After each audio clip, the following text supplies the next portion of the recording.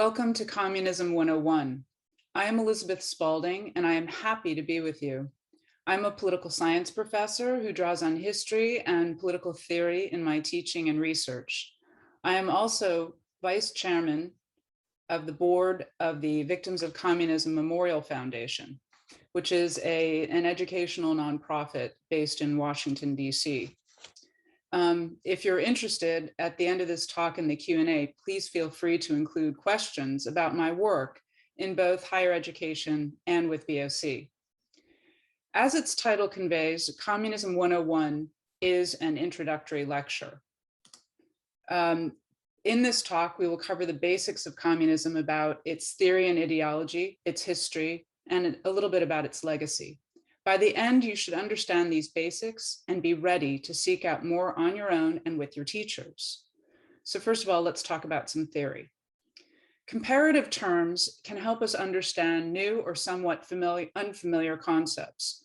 Let's start with what you probably know best, liberal democracy and capitalism.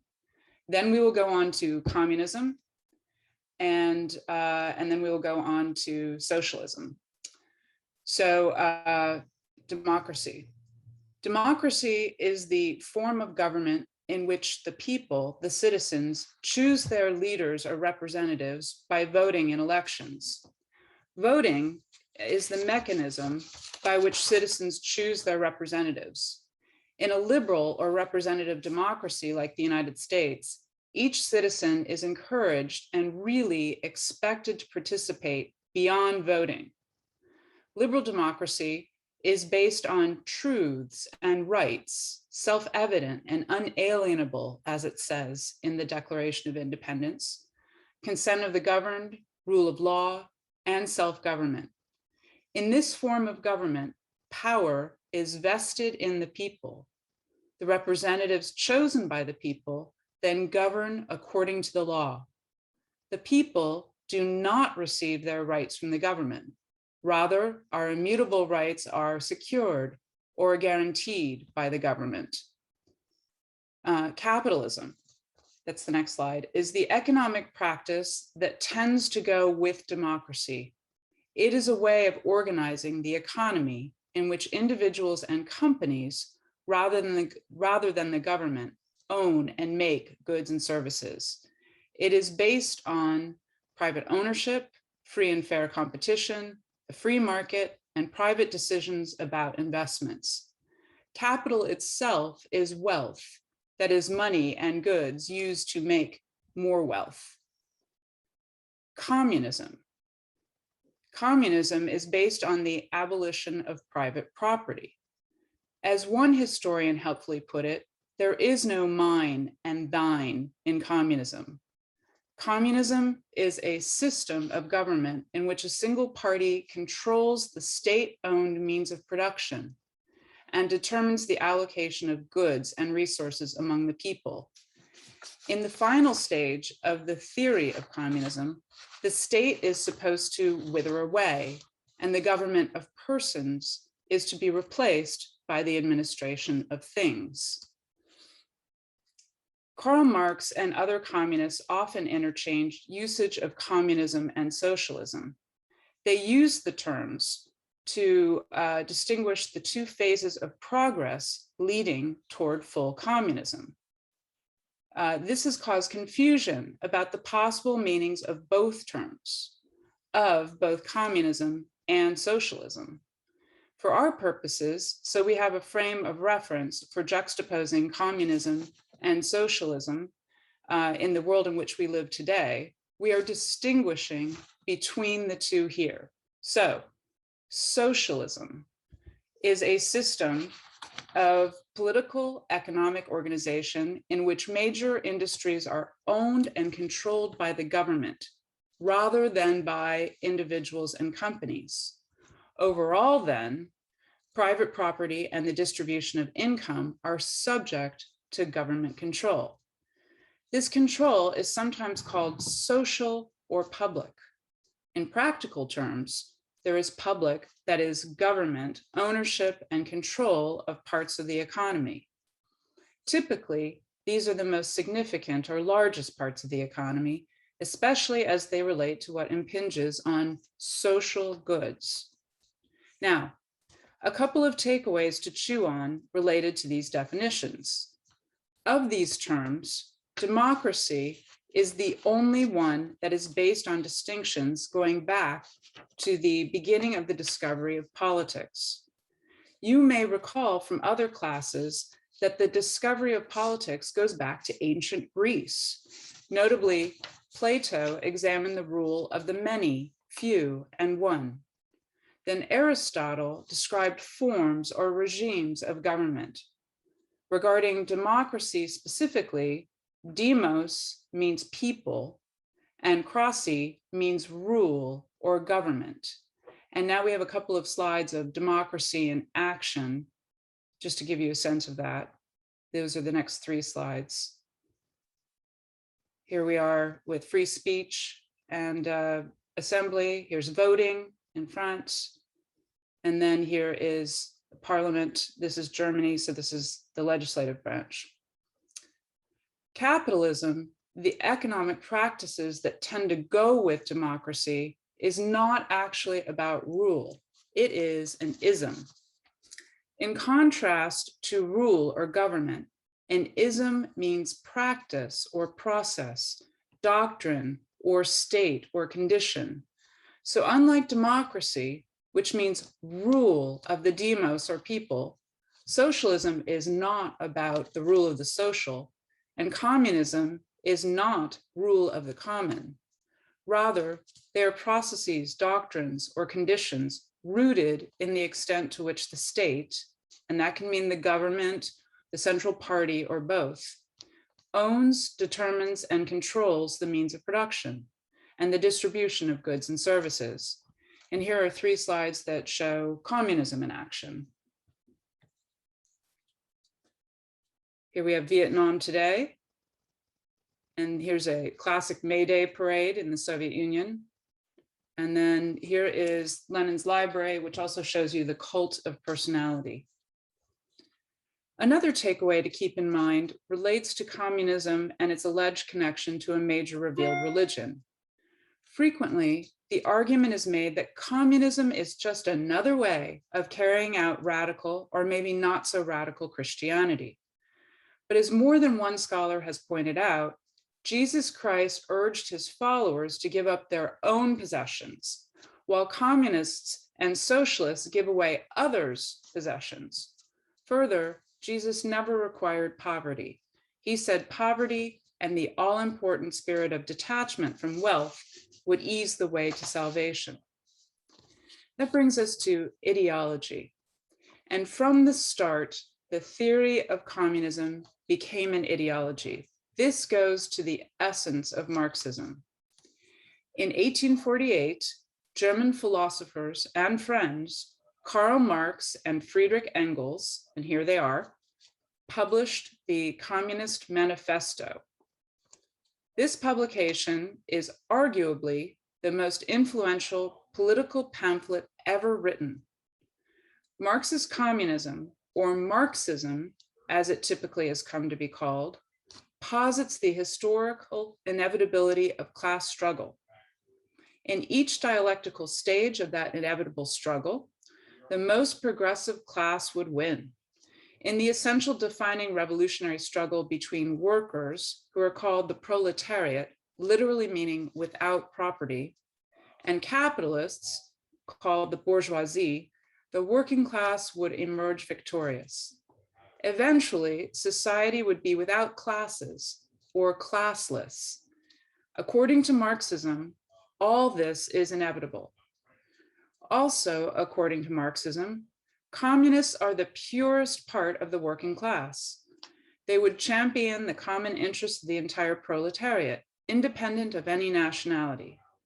And in the various stages of class struggle, communists would always represent the movement as a whole. Communism thus calls for the emancipation of all society from the old social order, ending exploitation and class struggles by abolishing private property and centralizing all production. And it is worth reading here one of the most famous passages of the Communist Manifesto, and that's slide 12. The communists disdain to conceal their views and aims. They openly declare that their ends can be attained only by the forcible overthrow of all existing social conditions. Let the ruling classes tremble at a communist revolution. The proletarians have nothing to lose but their chains. They have a world to win. Working men of all countries, unite. Marxism is often termed an economic theory, but as just seen, that sells it way short. Marxism is really a comprehensive political, socioeconomic, cultural theory that pretty much from its inception became a radical ideology. That is, Marxism presents a fixed, single, unified worldview that had within it a plan of action, a very weighted or loaded agenda. And in this approach, Marx always joined state and society. Marx and Engels drew on various German, French, and English and Scottish thinkers. Here's introduction to what you might want to explore more elsewhere. It is important to note that Marx was influenced by George Wilhelm Friedrich Hegel, who was influenced by Immanuel Kant before him. But Marx then turned Hegel on his head. Rejecting Hegel's idealism, Marx grounded his own approach in the material, in the physical. He took the dialectical method, especially its inevitability, and crafted what is called historical materialism. For Marxism, there is an inevitable direction or movement of human history. In the years after the Communist Manifesto, Marx shored up his argument for progressive historical inevitability with help from the English naturalist Charles Darwin. Marx and Engels formed a doctrine of scientific socialism, in which they asserted that a propertyless, egalitarian, classless society had to happen. This Marxist concept of social evolution is indebted to Darwinian theory about natural selection. So great was Darwin's influence on Marx that Engels even highlighted it at his friend's funeral. Just as Darwin had discovered the law of development of organic nature, said Engels, so did Marx discover the law of human history. If Marxism had remained on the page, that might be the end of the story, except for some scholars and their students. But Vladimir Lenin, that's the next slide, and other Bolsheviks embraced Marxism, especially its pseudoscientific theory of history, and focused on seizing political power through an elite group of disciplined professional revolutionaries. This is the famous vanguard party of the working class. For Lenin, a propertyless and egalitarian society would emerge from the dictatorship of the proletariat that eliminated private property and heralded full communism. So, a radical political, socioeconomic, cultural ideology was joined with a revolutionary party at the head of a political movement that unleashed communism on the world. This radical ideological party promoted and practiced violence, murder, terror, torture, false imprisonment, and disinformation from the start. Lenin consolidated his power in a civil war that he launched in Russia. His regime was responsible for the deaths of millions through execution, torture, imprisonment, forced relocation to and forced labor in what's called the Gulag. These are the next two slides showing you the Gulag in the early days. Here are Gulag prisoners, and then here are Gulag guards, and also famine. And the next three slides are a bit difficult to look at, but the next three slides, please. So this is a famine during Lenin's time.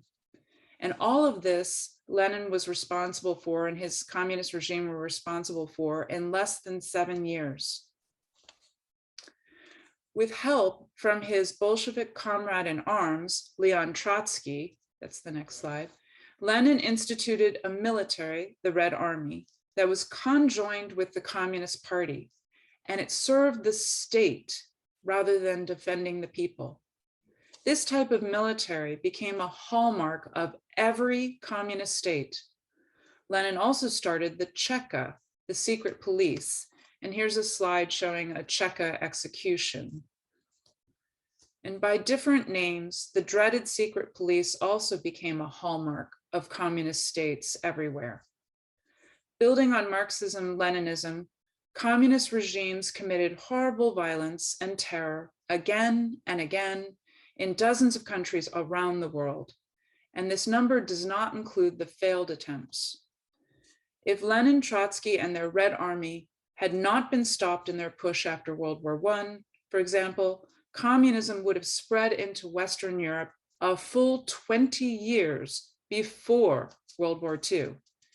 As it is, the Bolsheviks had to settle in the early 1920s for Mongolia being their first Marxist communist victory outside Soviet Russia.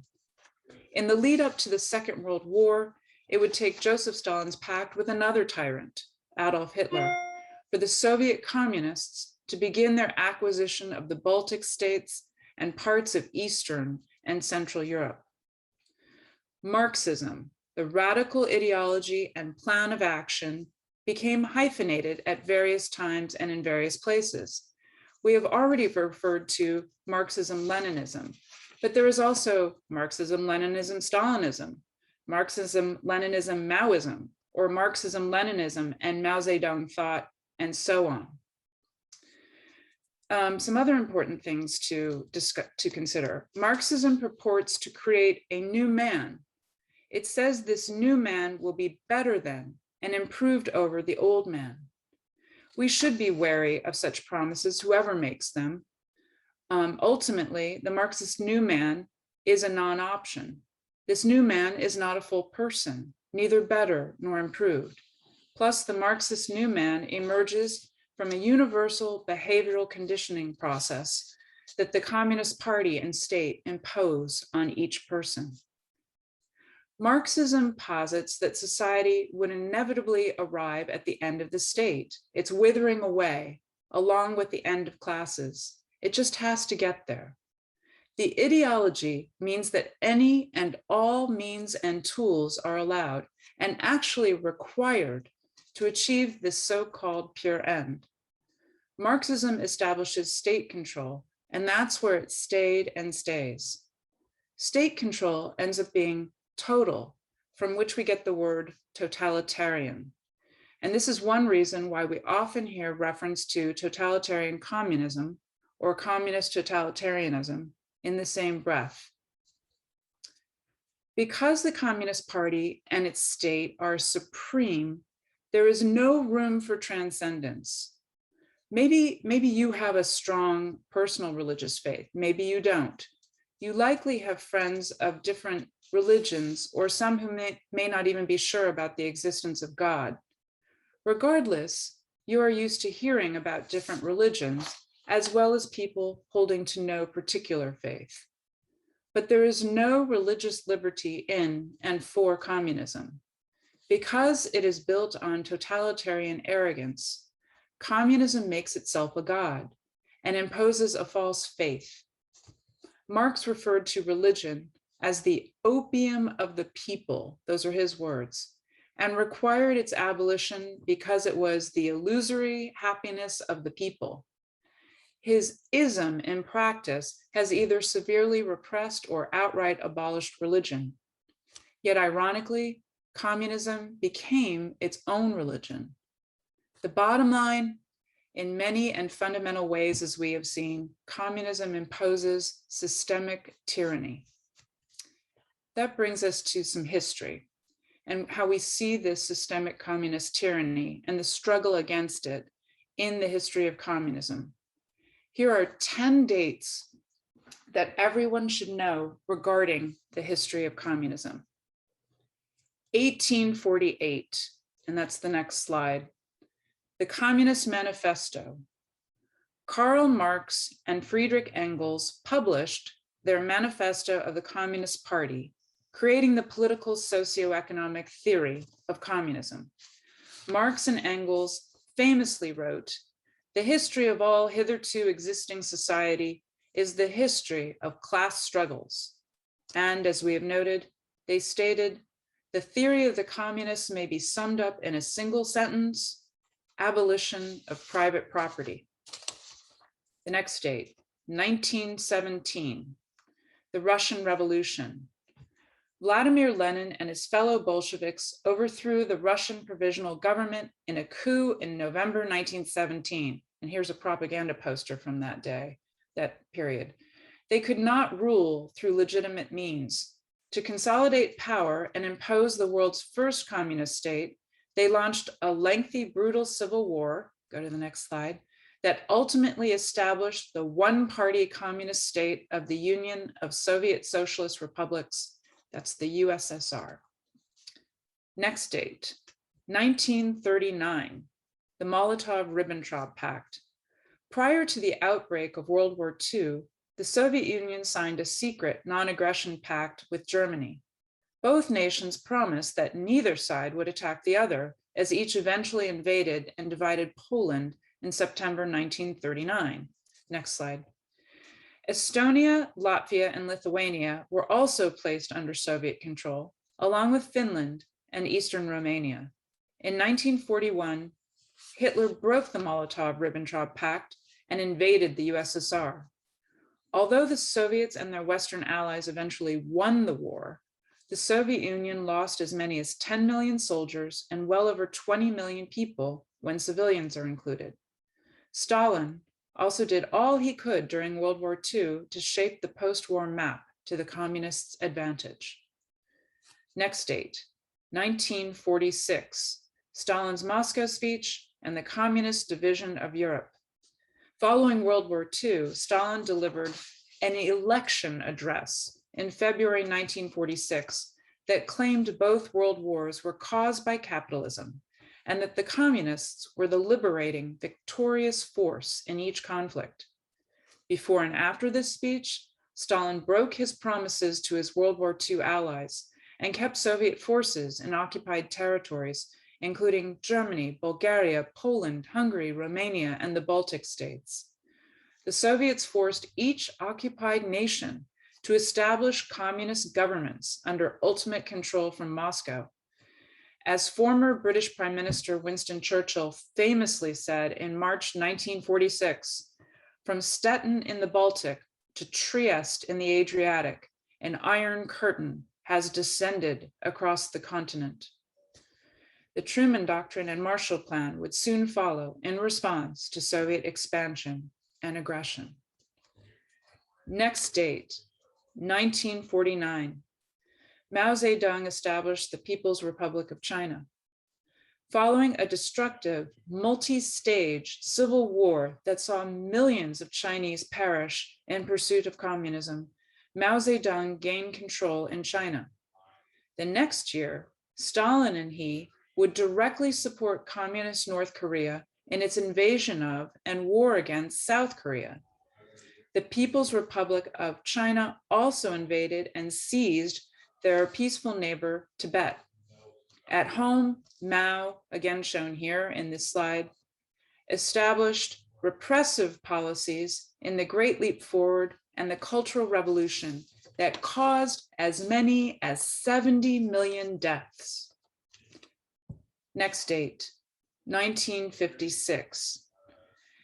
Independence movements are crushed by the Soviets. These first two are from the Poznan riots. These were among the serious, and as it turned out, ongoing protests in Poland against the political repression and economic deprivations of the communist regime. And you can see in the next one, the next slide, another view. As with other rebellions in Poland, the Poznan uprising was brutally repressed. In Hungary, marches and demonstrations in support of the Poles turned into outright armed battle against the Hungarian People's Republic and Soviet troops and tanks, and that's shown in the next two slides. The revolution lasted almost 2 weeks. More than 2,500 Hungarians were killed in bloody street fighting, and the Hungarian freedom fighter emerged as a global symbol of resistance to communism. The next date, 1968, the Prague Spring. When Czechoslovakia's communist reform leader, Alexander Dubček, briefly ended censorship and called for socialism with a human face, Czechs and Slovaks demonstrated widely and vigorously in mass protests for their complete freedom. Soviet leader Leonid Brezhnev said "Niet." In the largest military operation in Europe since World War II, troops, tanks, and aircraft from the USSR and other Warsaw Pact countries invaded Czechoslovakia and crushed the rebellion. And let's go to the next slide. In further response to the Prague Spring, Brezhnev declared that the Soviets would intervene militarily if any other communist nation rejected the party line. As one writer vividly described this Brezhnev doctrine, "Workers of the world, unite or I'll shoot." The next date, 1975. The killing fields of Cambodia, the Vietnam War ends, and the Helsinki Final Act. In the same year that Pol Pot, here you see him, and his Khmer Rouge began its communist genocide that would kill approximately 25% of Cambodia's population in less than 4 years, South Vietnam fell to the communists. Our next two slides show this. The fight to secure communism in Vietnam after the US withdrawal resulted in 65,000 Vietnamese civilians being killed directly by North Vietnamese forces. Under the new Socialist Republic of Vietnam, a system of harsh re-education camps was set up in which former South Vietnamese citizens endured deprivations, forced labor, starvation, torture, violence, and death at the hands of the communist regime. Meanwhile, as shown in the next slide, a small bright spot in 1975 that grew in importance over time was the Helsinki Final Act between the West and the Soviet bloc, which acknowledged human rights and freedoms, including thought, conscience, and belief. The next date, 1979, the Soviet Union invades Afghanistan and the Pope visits Poland. The Soviet invasion of Afghanistan, the beginning of which is shown here, to rescue and then control a struggling communist government, began a 10-year wartime occupation that likely brought over 1 million civilian deaths. And the next photo shows the Soviets leaving after 10 years. Afghan Mujahideen, who were secretly supported by the United States, won the war, and the Soviets were forced to withdraw from the nation. The year 1979 also saw Pope John Paul II's first official visit to his homeland, Poland. He electrified millions of congregants at open-air masses with his clarion call, "Be not afraid." The Pope had long resisted both Nazism and communism in Poland. In 1980, he supported the establishment of Solidarity, the first independent trade union movement in a communist country. John Paul II became a significant international figure in the collapse of communism behind the Iron Curtain. And our last date, 1989, the Berlin Wall falls and communism collapses. The Berlin Wall, 96 miles long, cutting off the democratic West from the communist East, with large concrete walls, barbed wire fences, and guard towers, was erected by the communists in August 1961.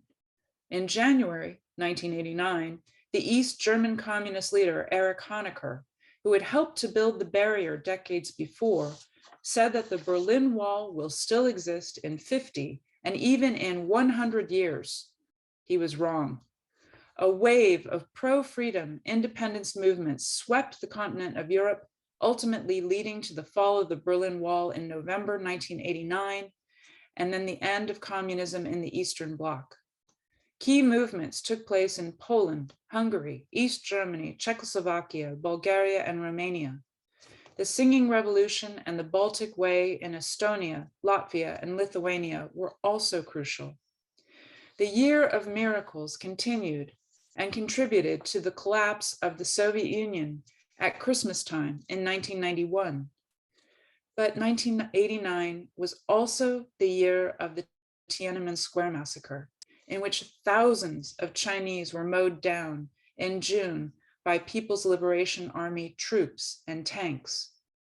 The fall of communism behind the Iron Curtain did not also bring its end behind the bamboo curtain. The miracles of 1989 must be seen through the tears of the same year. And that brings us to some consideration of how all of this came with victims, many victims, and at great cost.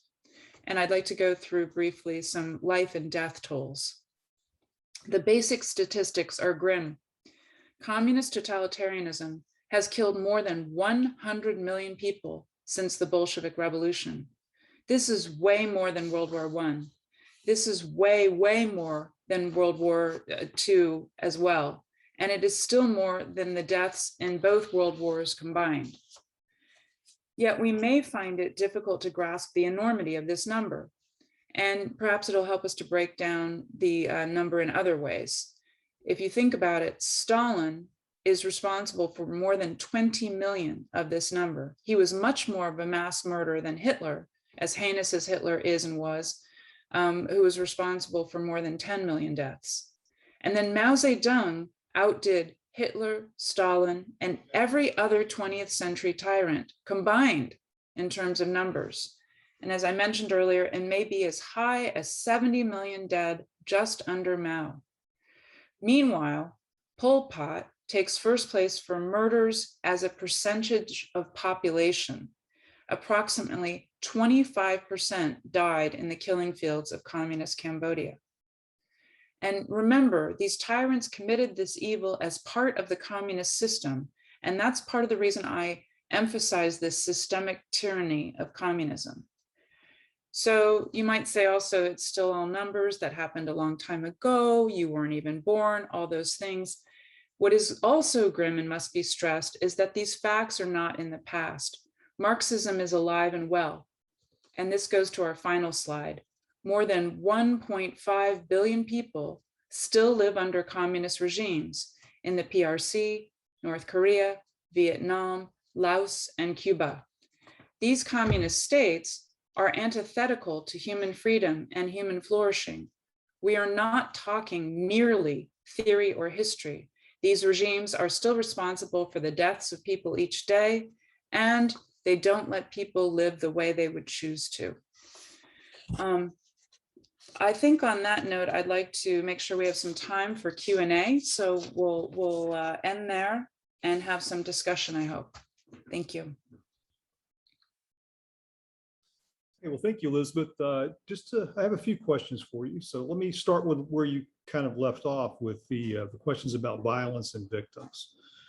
So some people see communism as a good idea with some laudable goals, but you listed a number of different tools that communist states typically use, such as violence, the security state, famine, repression, etc. So if this is such a good system, why does it seem that these regimes always have to follow this set of tools in order to stay in charge? There are various reasons for that, but a lot of it goes back to the way communism depicts human nature. Going back to Marx and those that he's influenced by, communism says that you can go ahead and remake human beings, that you can make a new man, that you can make a human nature over. And then how it does that, though, is not by helping people, learn or grow or decide on their own. It's imposed on them. And so fundamentally, the system is one of tyranny, is one that totally controls or aims to control. And then you end up with these horrible tools. So the tools become the political tools that grow out of the misunderstanding of human nature and the effort to create this new man that just cannot be created. And all of the problems spin from there. Okay, good. And the second question is, what do you think prompted Marx's interest in communism? He was, I mean, some of it is very natural. He was in the time of industrialization. He was seeing some of the bad things that were happening, including with child labor. During this period of time, he was spending a lot of his time in England, so he was influenced by some of what was going on there. And so some of it, he genuinely wanted to fix some of the problems that were happening in society, especially socially and economically. And so that's where it all begins for him. But he really thought that he had found the answer. I mean, he thought he was figuring out something about politics and history that had never been realized before, and that if his theory was followed, if his ideology was put into practice, that it would solve the problems of man and politics and state and society. Okay, good. The next question then. We have a lot of people seem to use the terms communism and socialism interchangeably. What do you see as some of the key differences between the two ideologies? Right, that's a big question today. And that's part of the reason I did try to go through that briefly in the talk. I would say, just know that in the theory, it means it's two different stages. Socialism and communism gets you to the full realization of communism at the end of this process that Marx theorizes and then says will happen inevitably. But in practical terms, and what we've seen, especially in today's world, socialism tends to be a government system that is set up in which the government or the state, whoever's in charge, owns and controls the major industries, not all industries. So in socialist countries around the world today, there is some private property, right? There are places where people are allowed to do things and have their own businesses, but the major parts of the economy that have to do with the most important public goods in terms of both domestic policy and foreign policy and economic policy, those are controlled by the government, and that's socialism. And then in communism, it's truly where everything is controlled by the state, and the government, whether it's through the party, the state, the combination of the two, dictate everything, all of the means of production and how they're distributed, everything about politics, economics, social, cultural, you name it.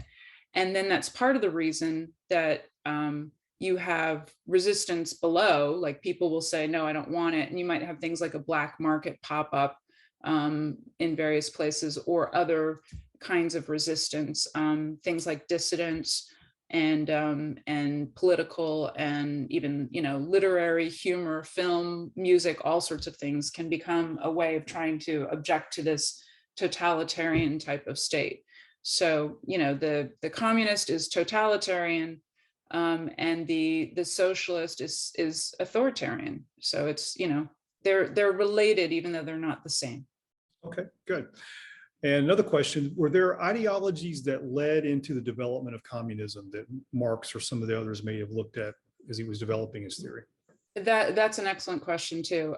So in addition to some of the influence from the German idealists like Hegel, whom I mentioned, Marx was familiar with Rousseau. So he had read Rousseau's thought about human nature and about being able to create a new man. Some of that he gets straight away from Rousseau.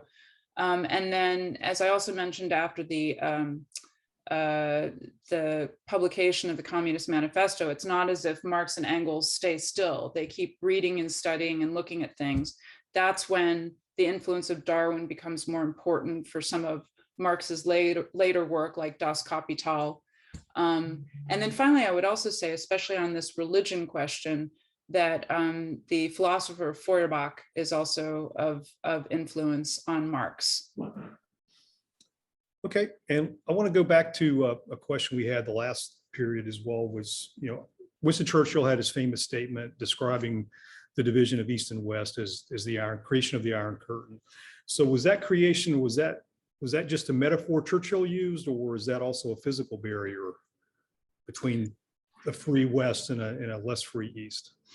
That's a great question. It's both. It's both metaphor and physical. So to talk about the Iron Curtain is something that really can help us understand what happened. There couldn't be any more vivid image. As a metaphor, it helps us understand this political, military, strategic, economic, cultural, moral division between the East and the West, between the communist world and the non-communist world, between, you know, freedom and tyranny, between all these opposites, right? And then it takes place in the Cold War most dramatically in terms of Europe, and really all of the world by the time you're done. It starts in Europe. And so this is something that lasts decades long. And so it's both metaphor and real that way, right? That you have this Iron Curtain separating the world that way. And then, but it's an actual physical thing too. And in the 10 dates I went through, I talk a little bit about that physical barrier. And it wasn't just the physical barrier between East Berlin and West Berlin. And if you pull out a map and you look at it and you see where Berlin is in Germany, you can see, okay, they were separated and there was an actual wall and it was reinforced in all the ways I had described. But there were also walls and other types of barriers, including reinforced fencing and guard towers throughout Germany and then Europe. And so you literally had physically the countries that were held by the communists that we call captive nations, or in the East Bloc or the Soviet bloc, they were behind that Iron Curtain, that physical barrier. And then you had the free countries, the democratic countries of Western Europe on the other side of it. So both metaphor and real. Okay, one last question, maybe two.